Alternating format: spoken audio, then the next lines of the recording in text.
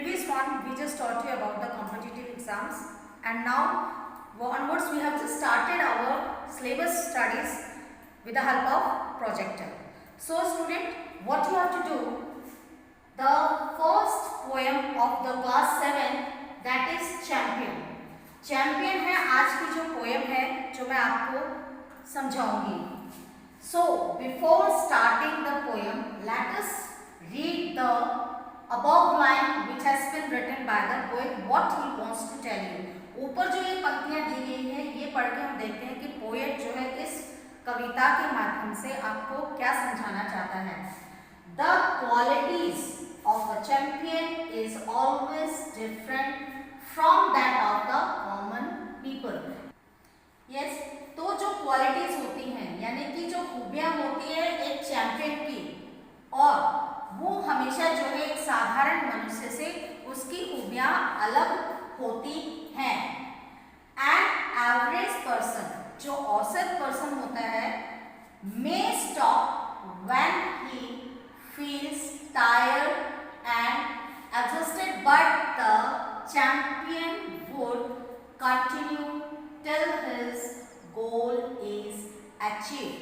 अब उसी तरह से जो औसत इंसान होता है वो क्या करेगा, जब वो थक जाता है, उसको फील होता है वो टायर्ड हो चुका है और उससे अब नहीं जो है कुछ हो पाएगा, तो वो क्या करता है, जो है रुक जाता है. बट जो एक चैंपियन पर्सन होता है वो हमेशा कंटिन्यू करता है जब तक कि अपने गोल को अचीव ना कर ले. यानी कि जिस चीज पे उसका फोकस होता है, until and unless he never stop till he get the goal. यानी कि जब तक वो अपने गोल को नहीं पा लेता, वो स्टॉप नहीं करता. वो ये नहीं देखेगा कि उसकी बॉडी जो है वीक हो रही है या उससे चला नहीं जा रहा है, या what ever the work is particular doing, जो भी वो काम कर रहा है उसमें जो भी बाधाएं आती है, वो चैंपियन पर्सन हमेशा उस चीज को इग्नोर करता है. So let us start the poem.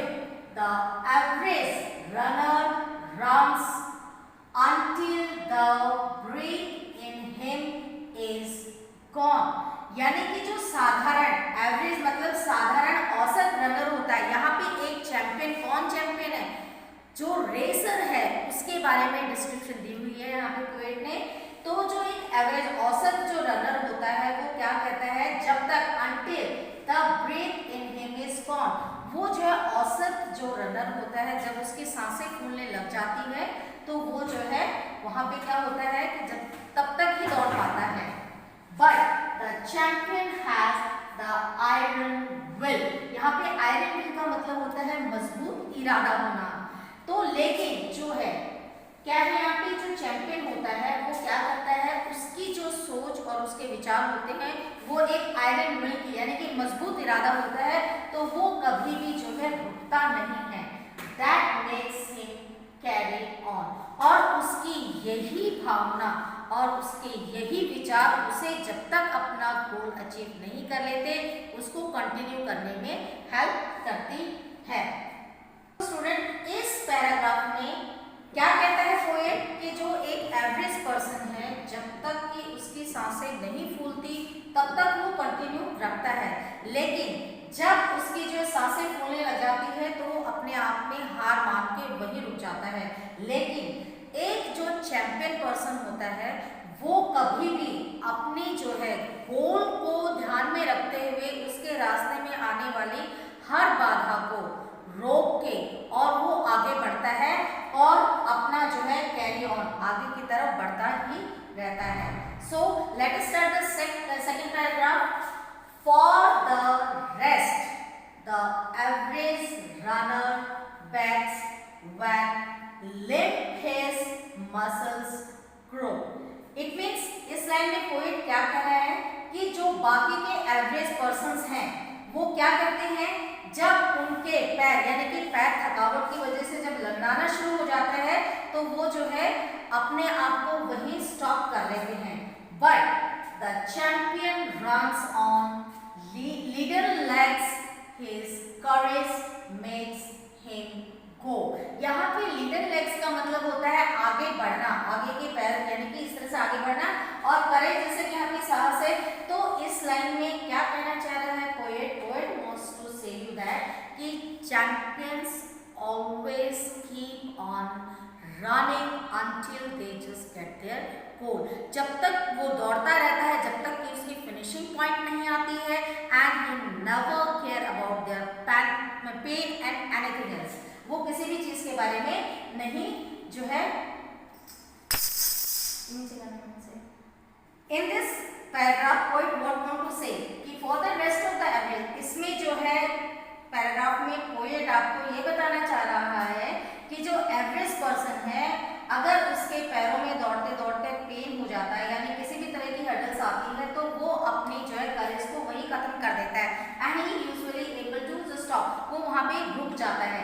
लेकिन उसी के अपोजिट जो चैंपियन पर्सन होते हैं, वो कोई भी अपनी ऐसे जब तक उनको गोल अचीव नहीं होता, फिनिशिंग पॉइंट तक पहुंच नहीं जाते, वो ऐसी चीजों पर ध्यान नहीं देते। They ignore all that thing and they just focus on the particular point that they have to reach at the end in the first position, कि वो वहां पे एंड पे जो है फर्स्ट पोजीशन पे जाके उनको आना है। तो यही एक एवरेज और एक जो है चैंपियन के बीच की डिफरेंस है। Now the average man's compulsion when he has done his best to score.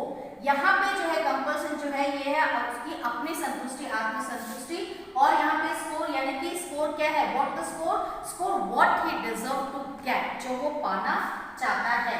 But the champion does his best and then he does a little more. It means what, लेकिन जो champion जो है वो हमेशा अपना performance जो है the best देना चाहता है and he always eager to get the first position, not a part of that. तो इसमें क्या है कि इसमें जो है चैंपियन वो अपने लास्ट मोमेंट तक भी जो है वो कोशिश करता है कि वो फर्स्ट पोजीशन पे आए। तो यही जो है डिफरेंस है। जैसे एवरेज में क्या होता है, वो अपनी आत्मसंतुष्टि के लिए जो है करेगा कि ठीक है मैं कम से कम यहाँ तक तो पहुंचा, लेकिन जो चैंपियंस होते हैं they doesn't give any option, they never leave any option, they only just think about to get the first position in the run. So race में तो इस तरह से जो ये एनोनिम्स जो है आपका ये पोएट है, he just want to tell in this poem.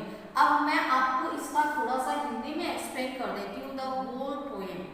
इस पोएम में पोएट ने, ये स्टूडेंट्स जस्ट सी, अब इसमें देखिए आप ये चैंपियन जो है इसमें आपको नॉर्मली सीधी सी बात ये है कि चैंपियन और एक साधारण जो रेसर होता है उसमें क्या फर्क है। जो साधारण होता है जिसको संतुष्टि हो जाती है कि चलो मैं भागा तो सही, लेकिन नहीं, लेकिन जो चैंपियन होता है वो सोचता है कि नहीं मुझे वो चीज़ करनी है। एक एग्जांपल मैं आपको देती हूँ बेटा, अगर आप if you are just eager to get the first position in the class, then you will never think about your weakness and whatever the things. आप जब क्लास में फर्स्ट आना चाहते हैं तो आप पूरी कोशिश करेंगे कि जो आपको चीज़ नहीं आती है आप टीचर्स को भी परेशान करेंगे, खुद को भी परेशान करेंगे, अपनी नींदों को भी अवॉइड करेंगे, because you just think like a champion to get first in the class. Same तरीके से अगर आप फर्स्ट आना चाहते हो रेस में तो आपके पेन हो रहा है लेग में, आपकी सांसें फूल रही है, आप नहीं पहुंच पा रहे हो पॉइंट तक,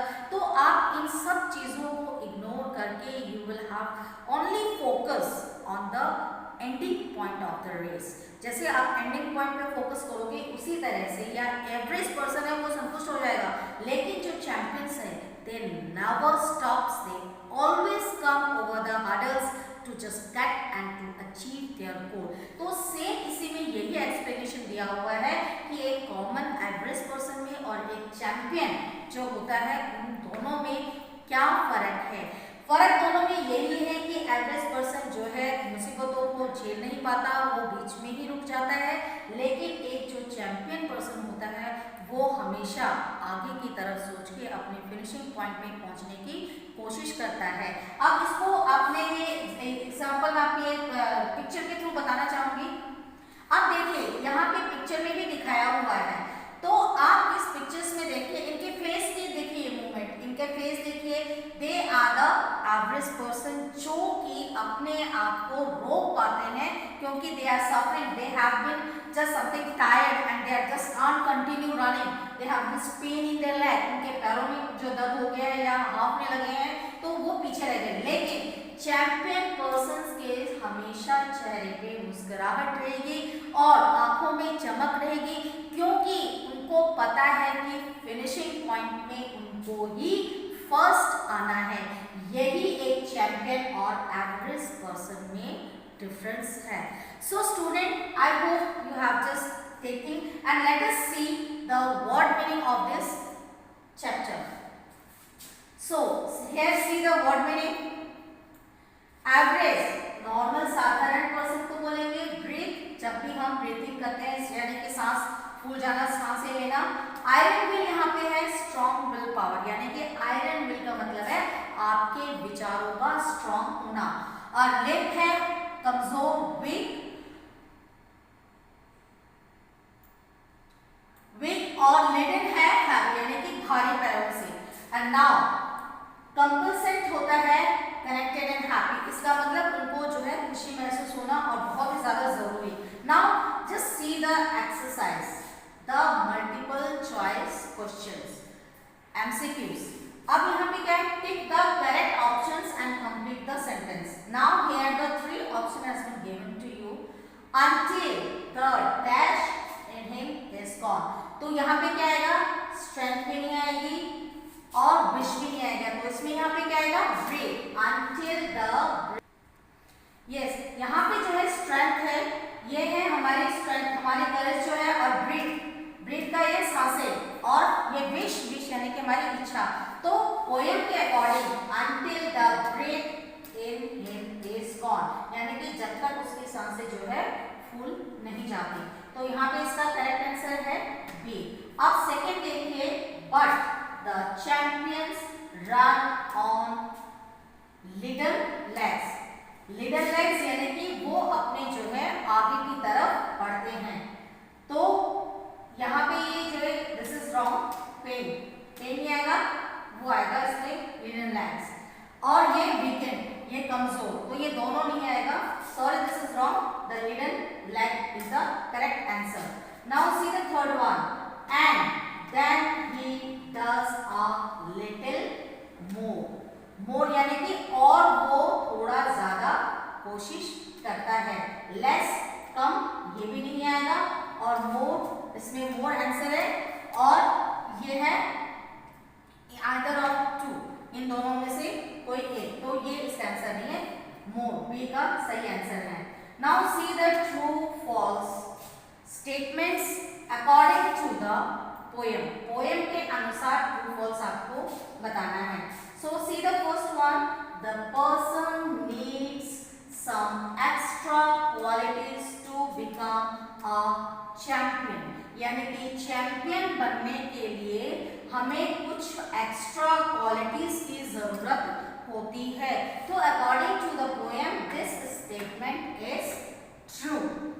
now see the second one, the champion will try to win till his last breath, यानी कि चैंपियन जो है आखिर सांस तक अपने आप को जीतने की भावना रखता है।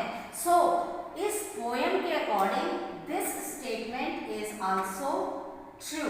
Now see the third one, a champion loses courage in the face of danger, यानी कि चैंपियन जो है वो अपने जो है करेज को जो है लूज कर देता है जब उसे किसी भी तरह की कोई जो है डेंजर फील होता है या मुश्किलें आती है।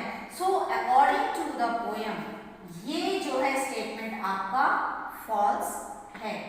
Now see the fourth one, it is very easy to become a champion, कि चैंपियन बनना बहुत आसान है। तो इस पोएम के अकॉर्डिंग चैंपियन बनना it is not easy, it is very difficult, you have to be courageful for that. So this is false. Now see the fifth one, a true champion is never satisfied until his goal is reached, यानी एक सच्चे जो champion होता है उसको जो है कभी भी संतुष्टि नहीं मिलती है, तब तक नहीं मिलती तब तक कि वो अपने गोल को अचीव नहीं कर लेता है। अपने जो है एंडिंग पॉइंट पर जब तक वो नहीं पहुंच पाता है तब तक उसे संतुष्टि नहीं मिलती है। सो ये स्टेटमेंट भी according to the poem that is true. So student, I hope आपको ये जो है पोएम और इसकी एक्सरसाइज जो है अच्छी तरह से समझ में आ गई होगी। The same thing I would like to repeat you student, कि एक बार में समझ में आपको नहीं आएगा, so you have to see the video twice and thrice, and before that always click on the bell icon, don't forget it, and just like the video and subscribe this channel also. So student, take care and bye.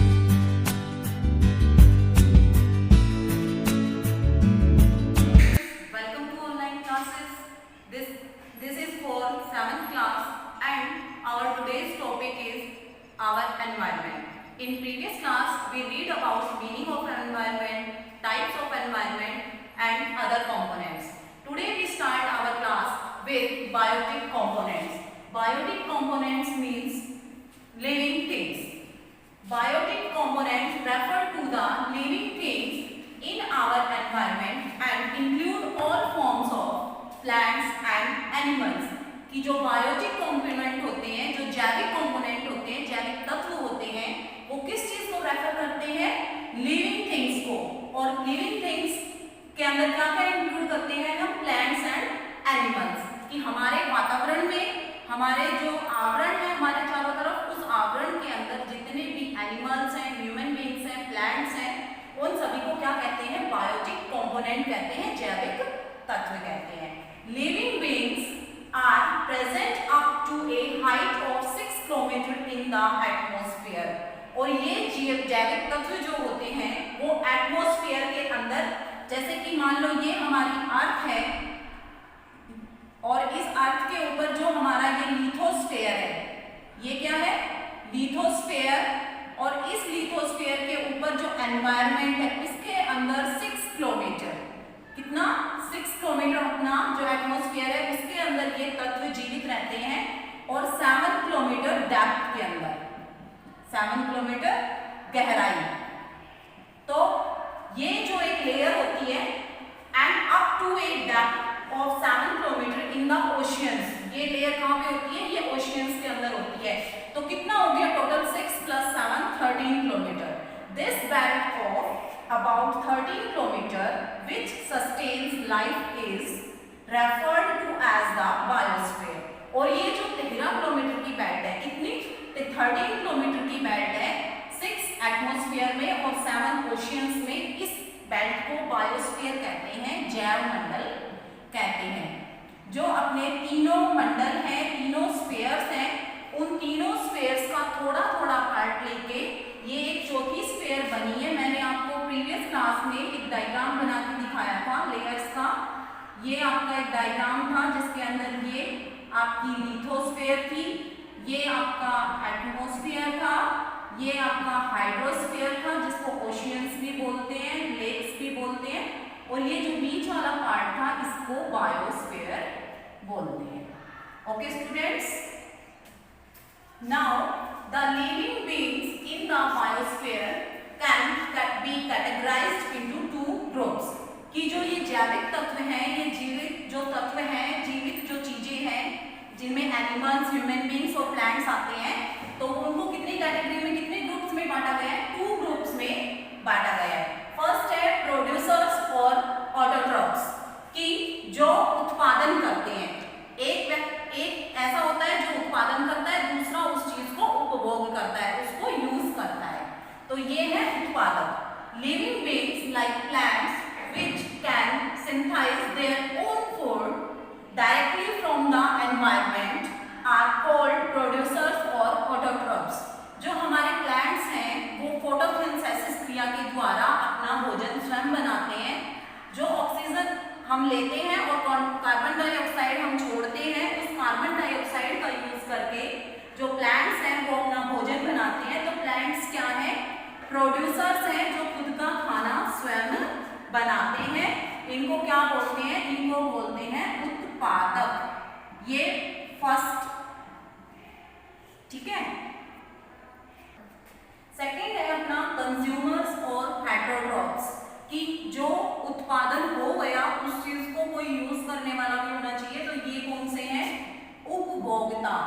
इनको कहते हैं उपभोक्ता। ये जो भोजन पेड़ पौधे बनाते हैं या तो ये पेड़ पौधों के ऊपर आश्रित होते हैं या ये पेड़ पौधों से अपना खाना बनाते हैं। Organisms including human beings which depend on other plants and animals for food are referred to as consumers or heterotrophs। कि वो मानव या पेड़ पौधे या पशु जो अन्य पे आश्रित होते हैं उनको कंज्यूमर्स या हेटेरोट्रॉप्स कहते हैं। अब है अपना topic interaction between the components of the environment. कि एनवायरनमेंट के अंदर अपने जितने भी तत्व हैं, चाहे वो प्लांट्स हो, एनिमल्स हो, चाहे ह्यूमन बीइंग हो, उन सबका एक दूसरे से संबंध रहता है, वो एक दूसरे के इंटरेक्शन में आते रहते हैं। तो अब हम इस इंटरेक्शन को समझते हैं कि ये इंटरेक्शन कैसे होता है। जैसे कि जो प्लांट्स हैं वो जब ह्यूमन अपना सांस छोड़ता है तो क्या छोड़ता है, CO2, और इस CO2 से प्लांट्स अपना भोजन बनाते हैं। अब प्लांट्स जो ऑक्सीजन देते हैं उससे मानव सांस लेता है, या जो प्लांट्स होते हैं उनसे मानव अपना भोजन बनाता है। इन प्लांट्स के ऊपर एनिमल्स भी डिपेंड होते हैं। कौन डिपेंड होते हैं, एनिमल्स, क्योंकि अपना भोजन वो भी प्लांट से ही बनाते हैं या प्लांट्स को खाके वो अपना भोजन प्राप्त करते हैं। अब जो मानव है, जो ह्यूमन बीइंग है, वो एनिमल्स से अपना भोजन प्राप्त करता है। जो मीट वगैरह होती है वो एग मीट जो भी प्राप्त करता है वो। तो इस तरीके से जो एनवायरनमेंट के अंदर जितने भी कंपोनेंट्स हैं, चाहे वो लिविंग हो चाहे नॉन लिविंग हो, वो सारे एक दूसरे के ऊपर डिपेंड होते हैं।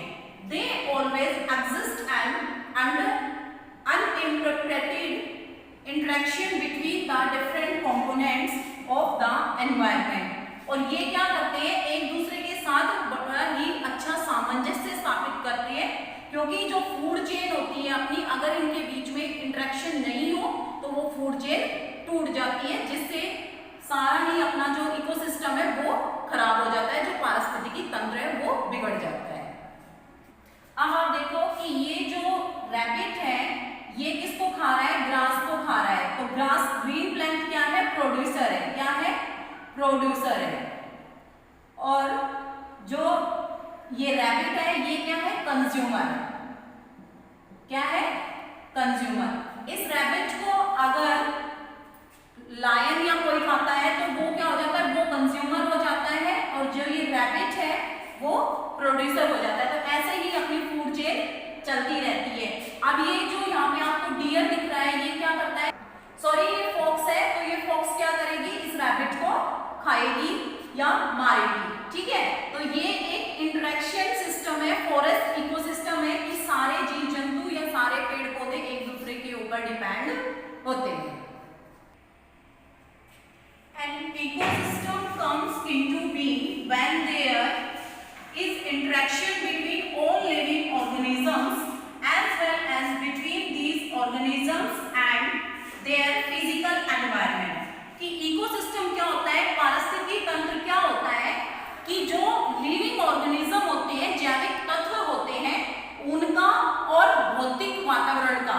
जो भौतिक वातावरण का मतलब है कि हमारे आसपास जो एयर होती है, वाटर होता है, जो हमारा क्लाइमेट है, इन सारी चीजों का जो इन सारी चीजों के ऊपर इफेक्ट पड़ता है। अगर तापमान बढ़ जाता है तो हमें पानी की ज्यादा आवश्यकता होती है, अगर तापमान कम है तो पानी की आवश्यकता कम होगी, अगर हमें गर्मी लग रही है तो हमें बारिश की जरूरत है, सर्दियों में हमें धूप की जरूरत है।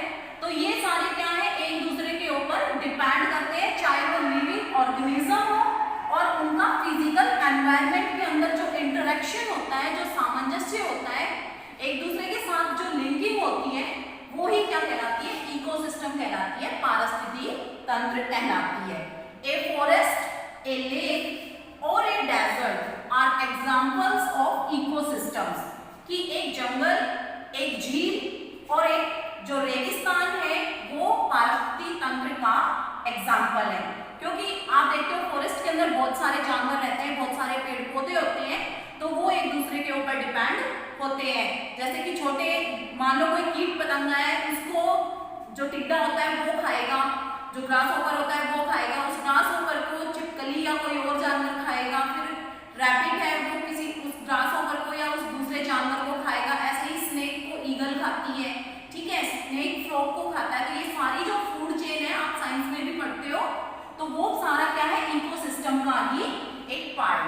Okay students, the organisms found in any of those ecosystems would happily survive provided कि ये जो इकोसिस्टम है, इस इकोसिस्टम की वजह से, इस पारिस्थितिकी तंत्र की वजह से ही जो हम अपने पूरा जो वातावरण है उसके अंदर जब हम जीवन यापन करते हैं तो वो इसी की वजह से कर पाते हैं।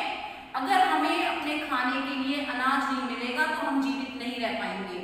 अगर जो पशु हैं उनको अपना खाने की चीजें नहीं मिलेंगी तो हमें भी जिन पशुओं का हम मीट खाते हैं तो वो हमें नहीं मिलेंगे। नाउ अपना है ह्यूमन एनवायरनमेंट कि मानव वातावरण, क्योंकि हमने वातावरण को 2 पार्ट्स में बांटा था, एनवायरनमेंट को हमने 2 पार्ट्स में बांटा था। एक था अपना नेचुरल एनवायरनमेंट और जितने भी अभी तक हमने कंपोनेंट पढ़े हैं वो सारे हमने नेचुरल कंपोनेंट के एनवायरनमेंट के अंतर्गत पढ़े हैं। लेकिन अभी जो हम अपना दूसरा पढ़ेंगे वो है ह्यूमन, क्योंकि जो एनवायरनमेंट है उसके अंदर जो मानव है, ह्यूमन है, उसका भी एक बहुत बड़ा रोल है। ह्यूमन अगर एनवायरनमेंट ही होगा और ह्यूमन नहीं होगा तो हमें कैसे हम इस एनवायरनमेंट को यूज कर पाएंगे, कैसे अपने इकोसिस्टम को आगे बढ़ा पाएंगे। Human environment refers to all human creation and activities कि जो ह्यूमन एनवायरनमेंट है, ह्यूमन वातावरण है, मानवीय वातावरण है, वो किस चीज को रेफर करता है? सभी ह्यूमन बीइंग्स को और उनकी एक्टिविटीज को, वो जो भी क्रियाकलाप करते हैं उस चीज को ह्यूमन एनवायरनमेंट रेफर करता है। Not only humans have adapted to their physical environment, they have also affected in both good and bad ways कि मानव जो है उसने वातावरण को सिर्फ अच्छे के लिए ही यूज नहीं किया है, या मानव ने वातावरण का जो यूज किया है वो एक गुड वे में ही नहीं, बैड वे में भी किया है। दोनों तरीके से मानव इस जो एनवायरनमेंट है उसको यूज करता है।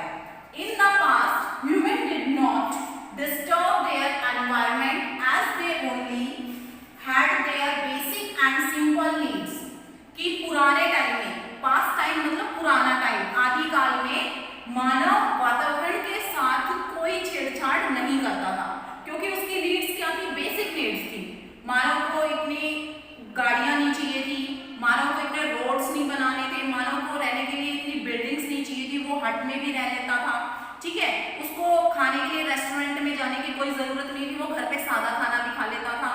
उसको मीट वगैरह में भी इतना इंटरेस्ट नहीं था, क्योंकि वो शाकाहारी भोजन खाना ज्यादा पसंद करता था। तो उसकी बेसिक और जो सिंपल नीड्स थी उसके कारण ही उसने जो एनवायरनमेंट है उसको ज्यादा डिस्टर्ब नहीं किया था। This is the diagram of deforestation. Deforestation means कि वनों की कटाई। मानव अपने उपयोग के लिए, चाहे उसको ईंधन के लिए काट रहा हो, चाहे उसको रोड बनाने के लिए काट रहा हो, चाहे बिल्डिंग बनाने के लिए उसको जो लैंड चाहिए उसके लिए काट रहा हो, तो मानव क्या करता है कि वो फॉरेस्ट को काटे जा रहा है। तो एक लिमिट तक काटना कोई दिक्कत नहीं है, लेकिन एक लिमिट से ज्यादा उसको क्रॉस करके काटना ही डिफॉरेस्टेशन कहलाता है। जो वनों का अत्यधिक कटाव, वनों का अत्यधिक कटाव, तो इसी को क्या कहते हैं? डिफॉरेस्टेशन कहते हैं।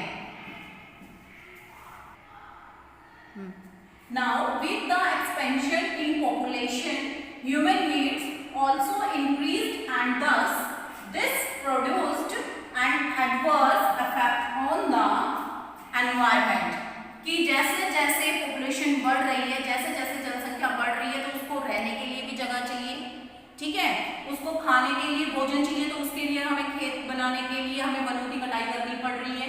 हमें लोगों को जाने के लिए रोड भी चाहिए, तो हमें रोड बनाने के लिए भी वनों की कटाई करनी पड़ रही है। तो इन सारी चीजों के लिए ही हमें, जब इन चीजों का इंक्रीमेंट हो रहा है तो हमें क्या करना पड़ रहा है? वनों को काटना पड़ रहा है। For example, more forests were cleared to provide land and offer various human activities. More animals were killed. कि इन्हीं चीजों की उदाहरण के तौर पे हम ले लेते हैं कि मोस्टली वनों को क्यों साफ किया जा रहा है? कि लोगों को रहने के लिए, लोग मानव की जो एक्टिविटीज है उनको करने के लिए उन्हें लैंड चाहिए। देखो लोगों को रोजगार देना है तो उनके लिए ऑफिसेस भी बनाने होंगे, बच्चे स्कूल में पढ़ेंगे, जब बच्चे ज़्यादा होंगे तो स्कूल में पढ़ेंगे तो उनके लिए स्कूल की बिल्डिंग्स भी ज़्यादा बनानी होंगी, और इसीलिए ज़्यादा से ज़्यादा जानवरों को मारा जा रहा है। These led to the extinction of many species of plants and animals, और इसी कारण क्या हो रहा है, बहुत से जो प्लांट्स हैं और जो एनिमल्स हैं उनकी प्रजातियां समाप्ति के कगार पे हैं। Deforestation has also led to global warming, और जो डिफॉरेस्टेशन है, वनों का अत्यधिक कटाव है, उसके कारण ही ग्लोबल वार्मिंग हो रही है। ग्लोबल वार्मिंग का मतलब क्या है, जो ग्रीन हाउस प्रभाव होता है जिससे अपने जो एटमॉस्फेयर है उसका टेम्परेचर बढ़ जाता है, तो उसी को ग्लोबल वार्मिंग कहते हैं। If unchecked the environment degradation will force humans to live in a hostile and unhealthy environment, और अगर इसी तरीके से वातावरण का डिग्रेडेशन होता रहा, एनवायरमेंट बिगड़ता रहा, तो क्या होगा कि मानव को एक सुखद और एक अच्छा जीवन जीने में कठिनाई हो जाएगी। The need to save the environment for further generation is urgent, और जो हमारी आने वाली जनरेशन है उसके लिए हमें इन फॉरेस्ट को, अपने एनवायरमेंट को बचाना बहुत ही ज्यादा जरूरी है। Students, in this class we read about the biotic component, interaction of the component of environment and human environment. In next class we do our exercise, so read this chapter very well and write the important word meaning in your